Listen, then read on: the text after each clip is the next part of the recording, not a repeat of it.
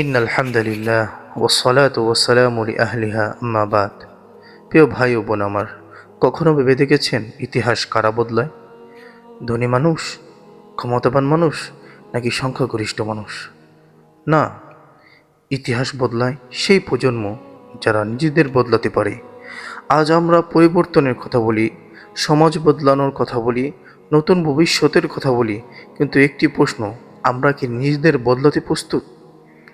মহান আল্লাহ তাআলা কোরআনে শিক্ষা দিয়েছেন, আল্লাহ কোনো জাতির অবস্থা পরিবর্তন করেন না যতক্ষণ না তারা নিজেদের পরিবর্তন করে। এ আয়াত শুধু একটি কথা বলে না, এটি একটি বিপ্লবের সূত্র বলে দেয়। পরিবর্তন শুরু হয় হৃদয় থেকে, তারপর চিন্তায়, তারপর আমলে, এরপর সমাজে, এরপর রাষ্ট্রে। হুজুর সাল্লাল্লাহু আলাইহি ওয়াসাল্লাম এর সাহাবীদের দিকে তাকান। তারা কোনো সাম্রাজ্যের উত্তরাধিকারী ছিলেন না।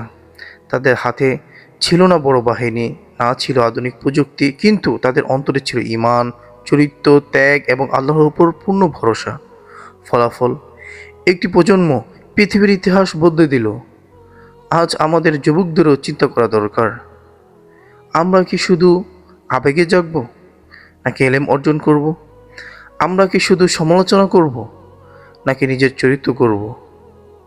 মনে রাখবেন, যে প্রজন্ম ফজরের নামাজ হারায় সে প্রজন্ম নেতৃত্ব হারায়, যে প্রজন্ম সময় নষ্ট করে সে ভবিষ্যৎ হারায়, আর যে প্রজন্ম আল্লাহর দিকে ফিরে আসে সে ইতিহাস করে। তাই আজ থেকে সিদ্ধান্ত নিন, আমি নিজেকে বদলাবো, আমার নামাজ ঠিক করব, আমার চরিত্র ঠিক করব, আমার সময়কে মূল্য দিব। আমি শুধু দর্শক হব না, কল্যাণের পরিবর্তনের অংশ হব। হয়তো আপনার একটি সিদ্ধান্ত, আপনার একটি তওবা, আপনার একটি ভালো কাজ আগামী প্রজন্মের ইতিহাস বদলে দিতে পারে। হয়তো আপনার একটি সিদ্ধান্ত, আপনার একটি তওবা, আপনার একটি ভালো কাজ আগামী প্রজন্মের ইতিহাস বদলে দিতে পারে।